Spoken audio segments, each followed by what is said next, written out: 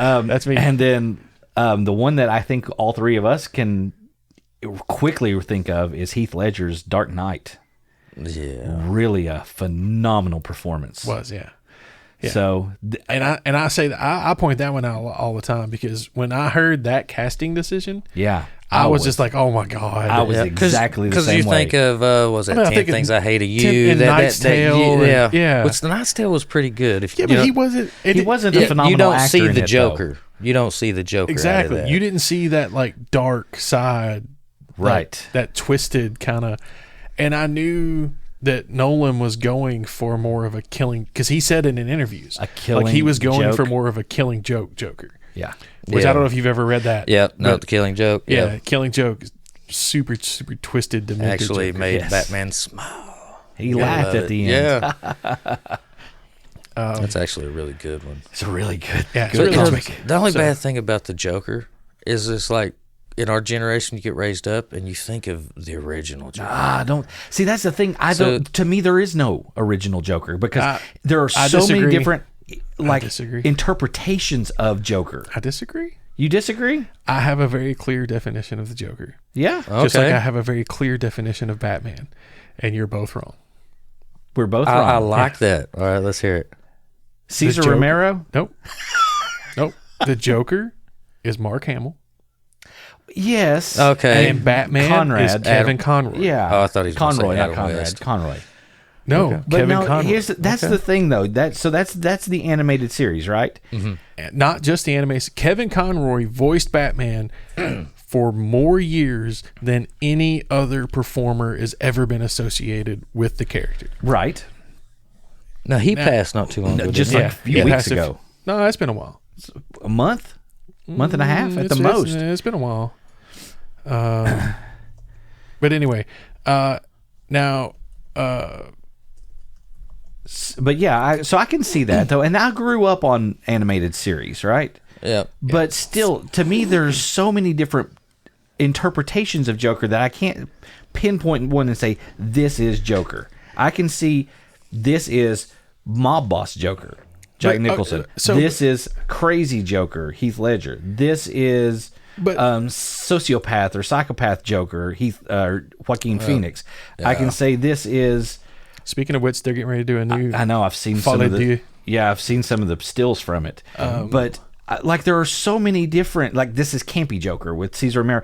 There's so many different tellings and interpretations of Joker, and each one is like its own personality of this one character. You could say the same thing with Batman. You can. Like, Adam West Batman was the campy comic book kind of... Right. Like, yeah. I mean, I don't mean comic book, but I mean, like, they went for that, like, child's comic Exactly. thing. That's Yeah. why Cesar Romero is very campy Joker.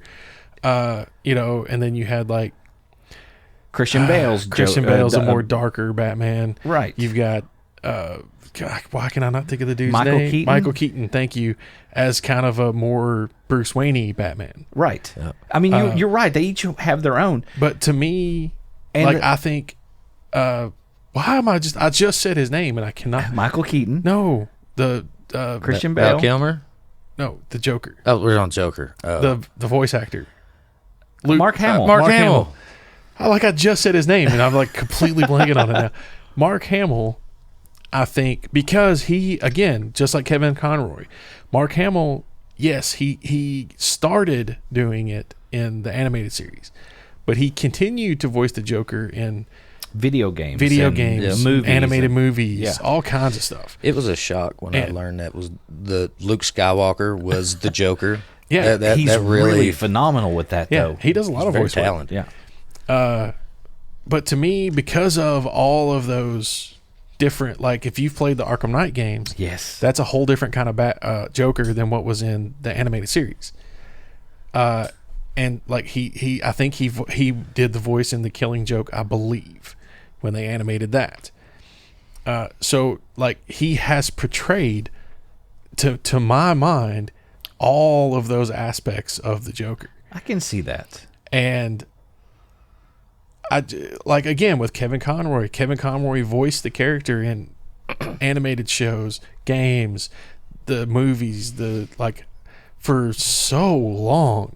he really does have all of those personalities and all of Right. those. And Yeah. and in every work, because it's voice work, it can be, Dark Knight Returns Batman. It can be friendly, campy Batman. It can be Batman Beyond Batman. It can be like all of these things, but it's always Kevin Conroy's voice coming out of the mouth. Right. Just like with the Joker with Mark Hamill, he could be the crazy, twisted, psycho killer Joker. He could be the campy comedian Joker. He could be all this stuff, but it's always Mark Hamill's voice. I can see that. Could you imagine if Mark Hamill used the Joker's voice to train the new Skywalker? I mean, that was instead of just like I'm on an island with these little penguin things. Listen, it's you and I talking on this one. He's lost when it comes to Star Wars. He's not. I lost Biscuit.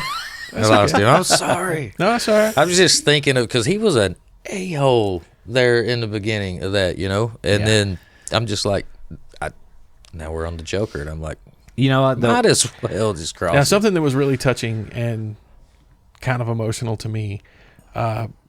He did it live. It's a live action. It's on stage with Mark Hamill doing it. He read a eulogy after Kevin Conroy passed. Yes. But he read a eulogy for Batman. Yes. As the Joker. Oh, really? And it was very touching. It was. Yeah. I've seen that. It was. I'm gonna look that up because that'd be. Yeah. But it wasn't Mark Hamill eulogizing Kevin Conroy. It was the Joker eulogizing his. Yep, the other side to his coin. I just found Claywell's heart and soul right there. Yeah, dude, it's good. It was good. I have to say. Even some of the artwork like that I saw after he passed, was things like there was one that had like his like a tombstone that had his date and his name, Kevin Conroy, all that, and had the Joker standing over it, and the Joker, the look on his face was just like, I've lost my other half. Right. I have no purpose in the world anymore. And if you watch a lot of those, it is. Yeah. Like even Nolan's Dark Knight. Yeah. Like Joker basically flat out says, without you, there is no me. Yeah. Yeah. Yep. And then a lot of the I wouldn't want to call them anime, but in the cartoons. Yeah, the animated stuff. Yeah. Then there's a lot of times that Joker's very protective over Batman. Like you don't like that. He is mine. Yeah, that's exactly what it is. Because of that philosophy, like Joker truly does believe without Batman, he cannot exist. Yep. If he doesn't have the Batman to go against, he's useless. Like he has nothing. So yeah, there are times when he will like rat out the Scarecrow because he thinks Scarecrow's getting too close to finishing off Batman. Or it's good. It's good. There's a good dynamic there. Yeah. So yeah, that's what I had though, Swan Song, and I thought that was a good one to end on with Heath Ledger, The Dark Knight. Yeah, and it was, yes, and that was a tremendous performance. It really was. Because like as I started to say, when I heard that casting decision, I was just like, oh my God, this is going to be so terrible. And then I watched the movie and I was like, holy crap, that dude nailed it. He did. He did. He really did. That was the one there. I walked out of the theater with my jaw on the floor. I was like, wow. Yeah. Yeah. Just wow. My favorite scene of him. I am. So Christian Bale is my least favorite Batman. Yeah. I would take Really? George Clooney or Val Kilmer over Christian Bale. George Clooney didn't like Val Kilmer. I kind of liked that. I'm not a fan of Christian Bale, like in anything that he's done. I just don't. He does not jive with me. But that was one of my favorite movies. Does he seem rigid to you? Like, I liked him as a character, but like... To me, he's just... Well, his arrogance. They talk about it... They talk about it in the movie. So, like, his bat suit is like endoskeleton military tech. And he says to Lucian Fox, Mr. Fox, whatever his name, like, I can't turn my head. Like, he's like I need the structure of the suit is just so rigid. Like I need to be able to turn my head. He's like I can't see what's going. Like I can't turn my head to look behind me, and stuff like that. So they do miss him. But yeah, he is very address the with the bend point where that will make him vulnerable to like knife attack and things like that. So I mean they actually do get really technical with it. So all right, greatest cinematic movie Batman. Cinematic, Like theatrical release, theatrical live release. action? Yes. Okay. Like who besides voice work and that sort of stuff, who would be your top Batman pick? I love Michael Keaton simply because I grew up with it. True. But I really have to say probably Dark Knight because it's dark and gritty and Yeah. Now, are you talking about the best movie or the best portrayal of Batman? Oh, I got to go movie because there's so many in portrayal. and then there's the new one. Have you guys seen the new one? Hmm? Yeah. No, I didn't. The one with I don't like that one. Twilight guy, The Robert sparkly Pattinson. vampire? Robert Pattinson. Pattinson, Yeah, yeah. that.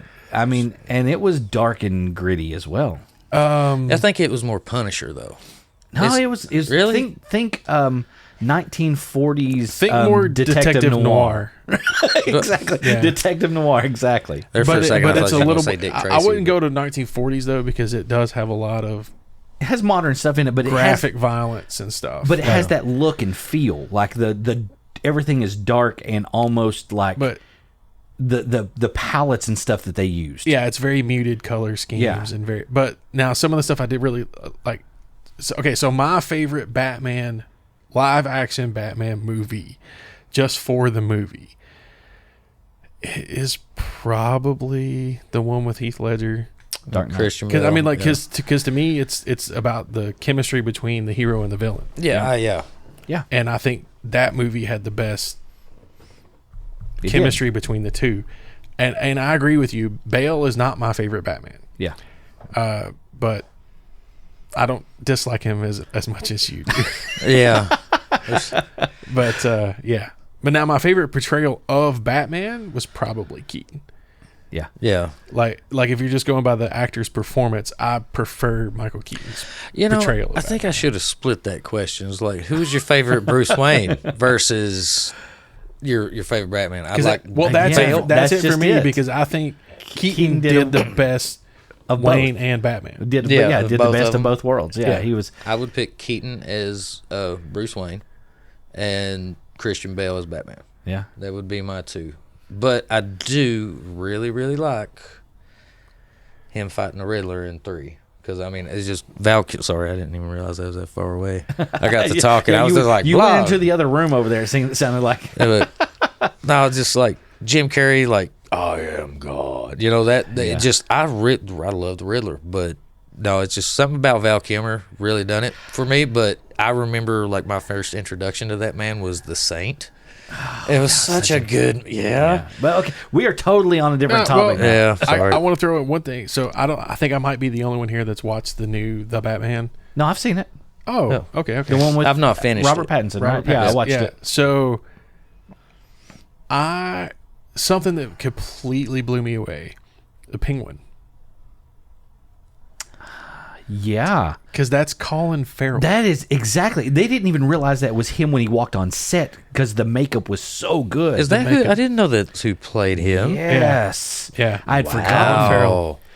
And That- John Turturro's in it too, man. 'Cause- I love John Turturro in just about anything wait. he does. Yeah, He's Falcone. Falcone, yeah. Yeah. I was like, he's one of the mob guys, but I couldn't Yeah. remember. Yeah, yeah. Turturro's awesome. I love Turturro. So, but another thing about that movie that just,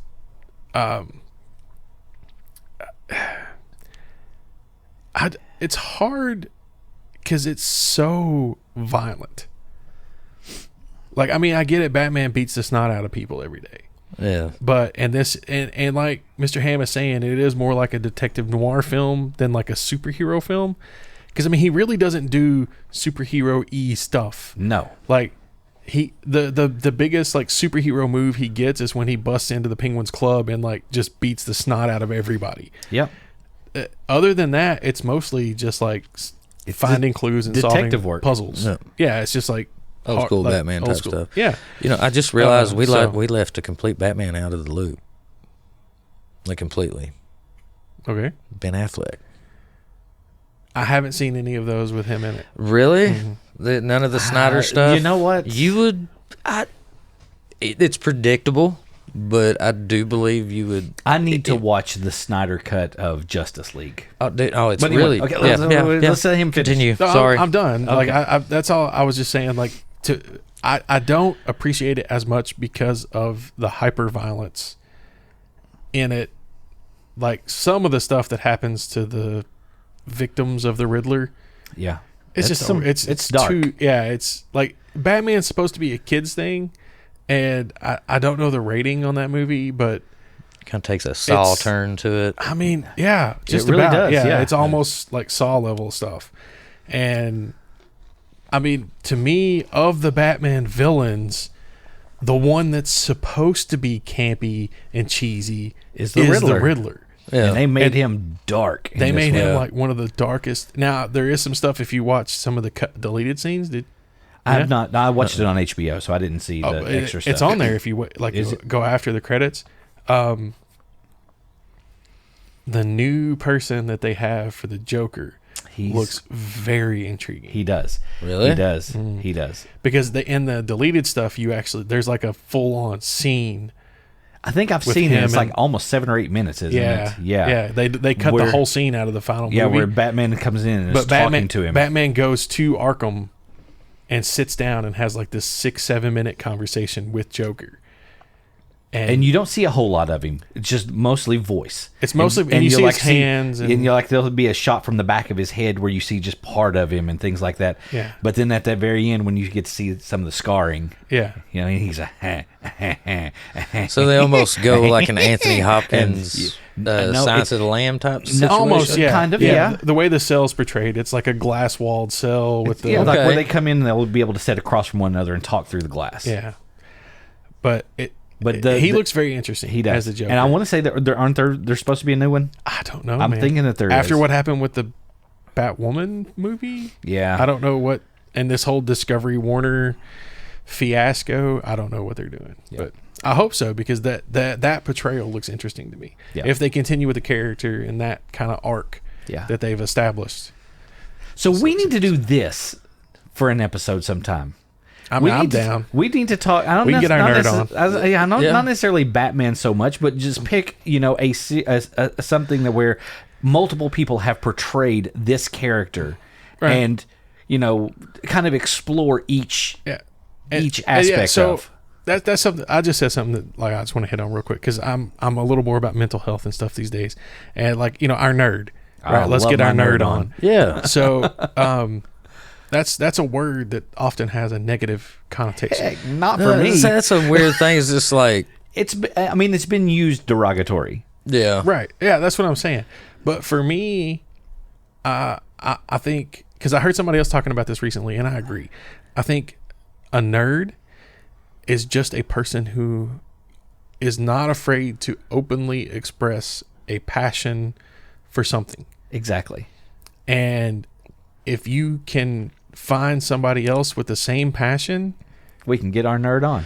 Then yeah. But I mean, it's like, a nerd is just somebody that's not afraid to walk into a room and go, I love comic books. Yeah.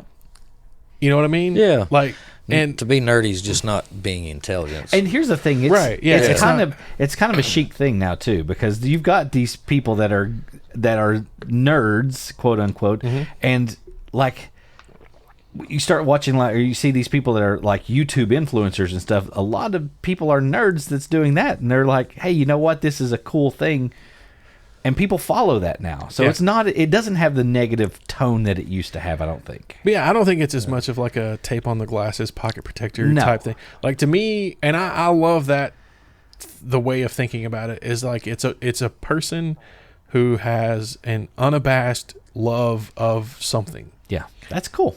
And so, like, that's... I like that. Yeah. And they're not afraid to admit it. Like, that's part of it, is like, you just... I love D&D. Yep. Fight me. Like, I think that's just part of it. I know the rules. Roll. Yeah. So, bam. I think that's just really cool. So, we gotta end this, though. We're going, like, way overboard. Sorry for the...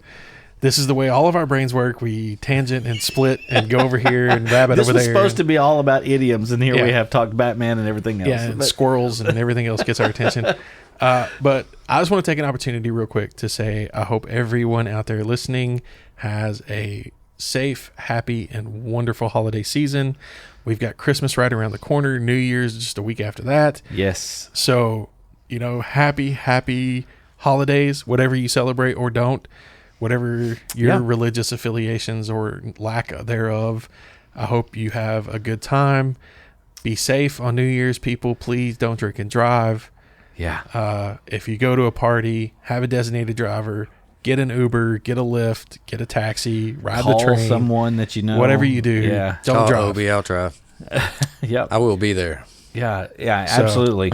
And, From we- Two Minds Studios, we wish you the best. Yeah. Absolutely. And Nothing but just love. want to say we love you all. Yep. Yeah.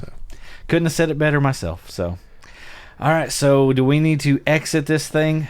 Let's wrap her up. Let's put a bow on it, like you said. Like a bow, for Christmas bow. Yeah. Absolutely. Oh, and by the way, because we talked about this, Pennyworth is on HBO streaming platform. Nice. HBO. Okay. Yeah. All right. So, if you want to find this episode or any other episode, you can go to our host site, twominds.podbean.com. We are also on Spotify, Apple Tunes, I think iTunes or whatever it is. We've got all Anywhere you can find a podcast. Yeah, pretty much anywhere you can find a podcast, you can find us. Just about. Facebook. Yeah, you can find us on Facebook. We have a group page set up there. It is facebook.com/groups/Two Minds Podcast. You can send us an email. We are twomindspodcast@gmail.com. Do we still have a Twitter account? Yeah, it's still there until the site just gets burned down by its current owner. Yeah, and that's probably, I can see that light at the end of the tunnel. That's another idiom, by the way. Yeah. Light at the end of the tunnel. Careful, it might be a train. Maybe him carrying a match. Just saying, to burn this thing down. At Two Minds Podcast if you want to send us a tweet. Yeah, that's our Twitter. We have done up a Mastodon account. We have, yes. So we're on the Fediverse now. And I forget the link to that. I think it is mstdn.party. And our is at Two Minds Podcast. So it's mstdn.party/at Two Minds Podcast. And that should pull us up on the Fediverse. You can follow us there. Yep. And yeah, so that's the various ways that you can get a hold of us. And, we would love to hear from you. If nothing else, just, hey, how you guys doing? Look, it's an actual Mastodon. Isn't it cool? Mastodon like is a that. cool little platform. Yeah, and it's very complicated to try to explain. But once you it's- get into it, it's a lot easier. It's very similar to Twitter in the way it operates. Right. Very similar. There's some yeah. distinct differences, but it's very similar to Twitter. Yeah. So if you can run Twitter, you can get the hang of this with it.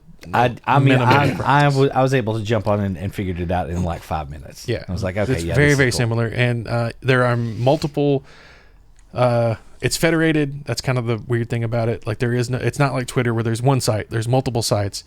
You can join any of a variety of number of Twitter instances or Mastodon instances. But anyway, we have one. You can find us there. Yep. You create your own account and you look for at Two Minds Podcast. You'll find us. You can follow us. Yep. Also, we have our, you said the Gmail, right? I did say the Gmail. Oh, okay. Never mind. Yep. Yeah, we're good now, I think. I think that's everything. That's all of us. Find Okay. us, follow us, talk to us, communicate with us. Tell us what you think about your favorite version of Batman. Yeah. Or if you have an idiom or something like that you'd like for us to cover. We would love to know some of those phrases that you guys